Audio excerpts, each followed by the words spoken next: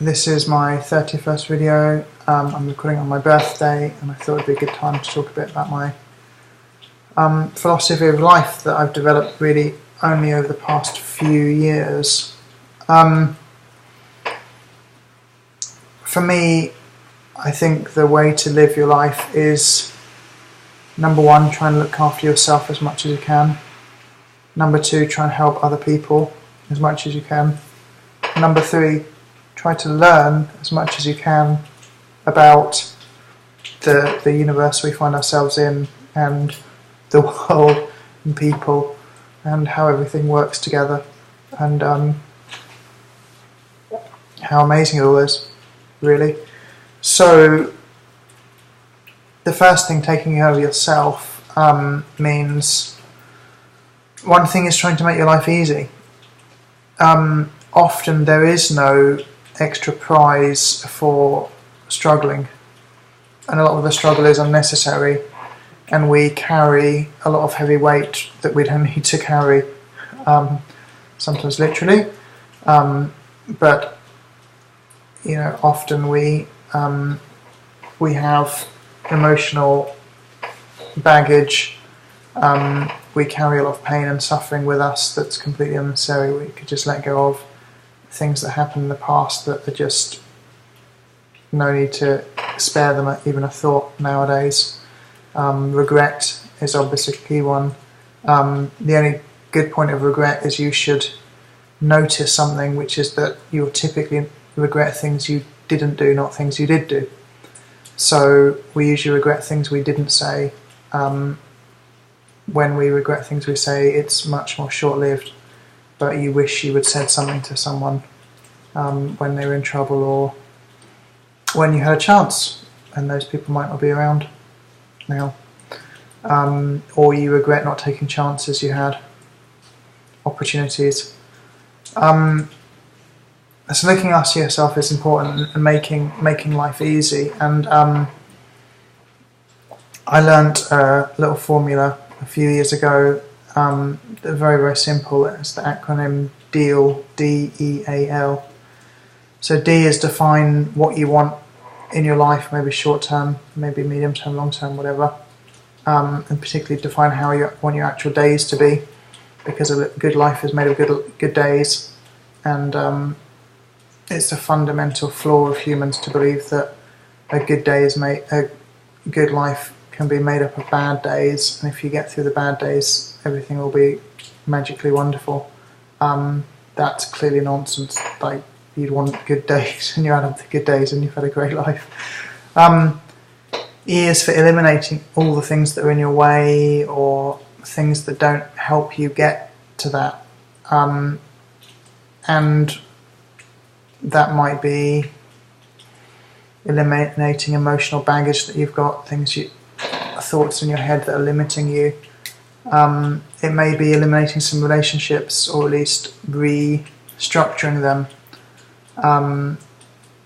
We all have friends who are good for us, and friends who are sometimes not so good for us, and often we don't have to terminate those friendships, but we can, or whatever relationship they might be, but we can restructure them, spend time with those people, but only maybe in group situations, or only certain types of time. Don't spend high quality time with people who you have a low quality relationship with. And then A for automate is sort of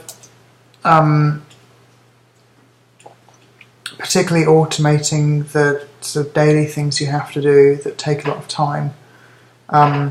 They're often low-value tasks we do that are time-consuming, but maybe important. They've got to be done, but they're not particularly difficult. An obvious one would be having bills set up to be paid automatically.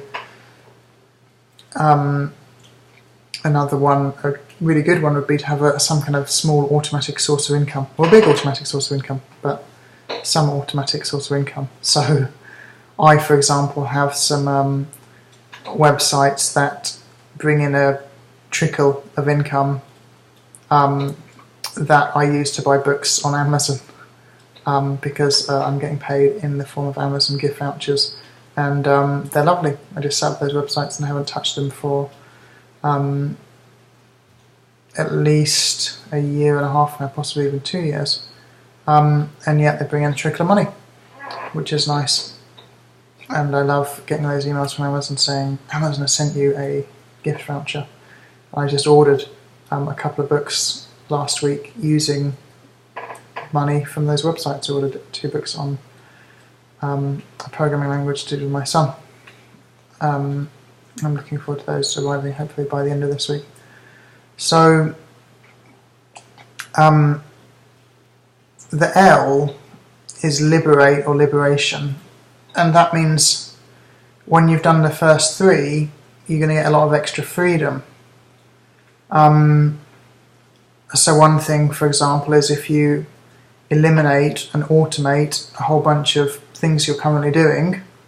And automate could be paying for someone else to do them. If you're spending a lot of time washing clothes, you might find a service that you might find quite a cheap service that washes your clothes. Or if you're spending time cleaning your house, you might be able to find a good, reasonable cleaner. But when you do that, the kind of part of the reward is the liberation, and that could be things like time shifting, so doing things at a time that's convenient for you, or where you get a benefit from doing something at a certain time. So I, for example, tend to do work, or tended to, before my cancer diagnosis, do work,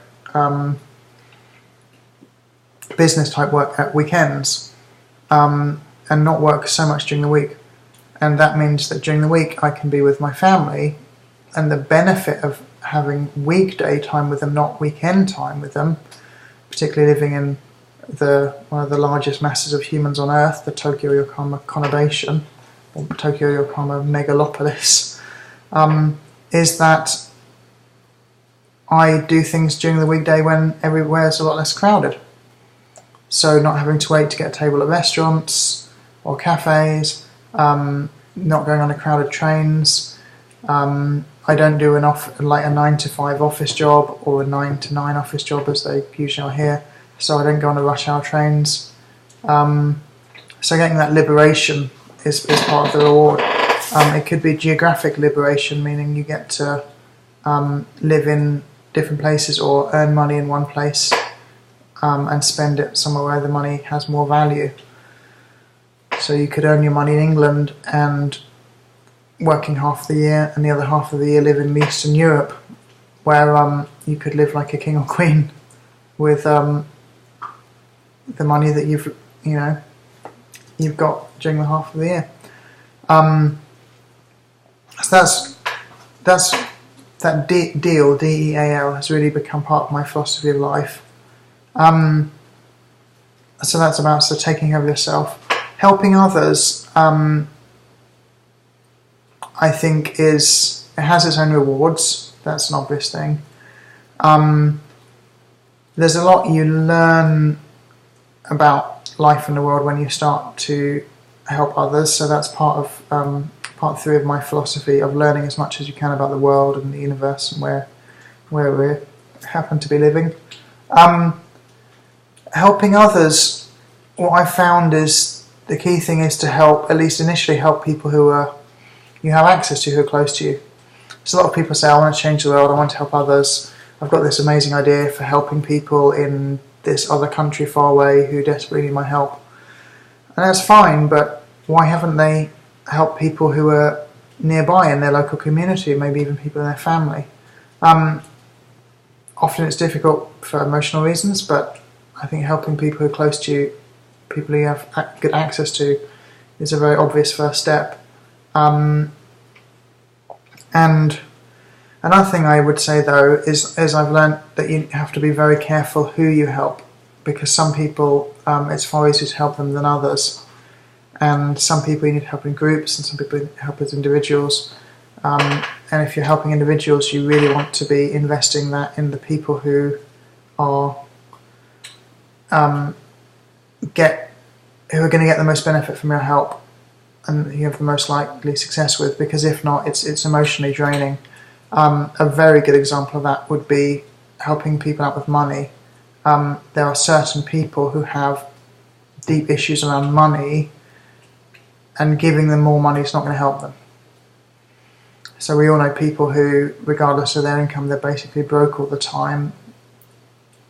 That could be a lifestyle choice, but for a lot of them it's not. It's money issues, and no amount of help is going to, financial help is going to sort them out. The absolute best thing you could do is recommend they read a book on money management, a serious book like Richest Man in Babylon, or Think and Grow Rich by Napoleon Hill.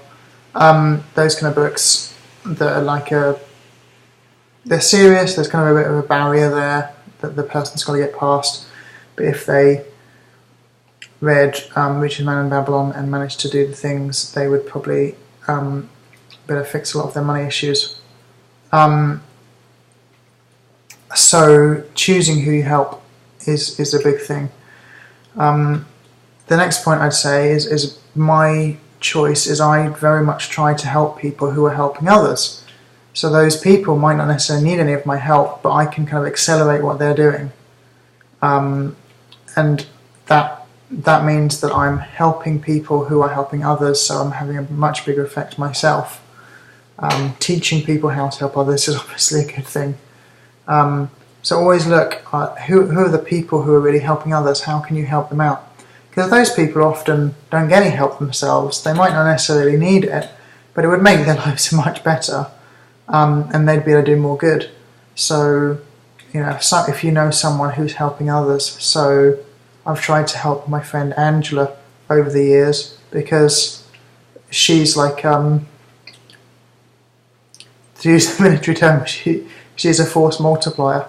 So any effort I put into helping out with her, teaching her what little I know about the world, it's magnified 10 or even 100 times, multiplied rather.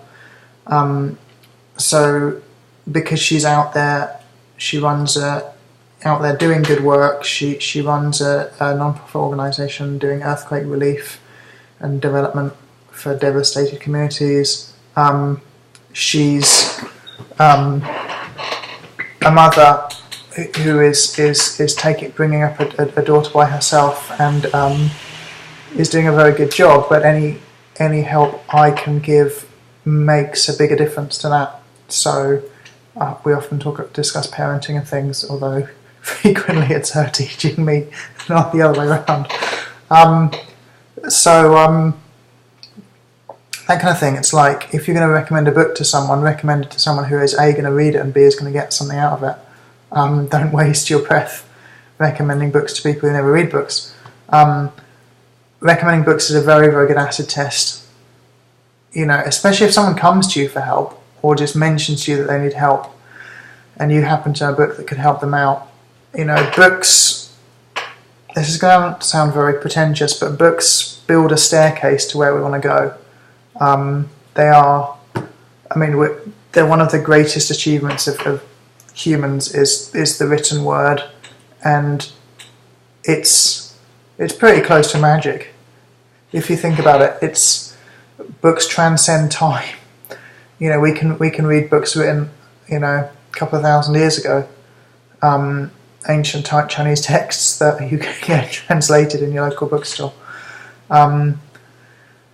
Third part of the philosophy of life, for me, is learning as much as you possibly can, and I think that should be obvious, but just learning forever, really, because we live short lives, some of us much shorter than others.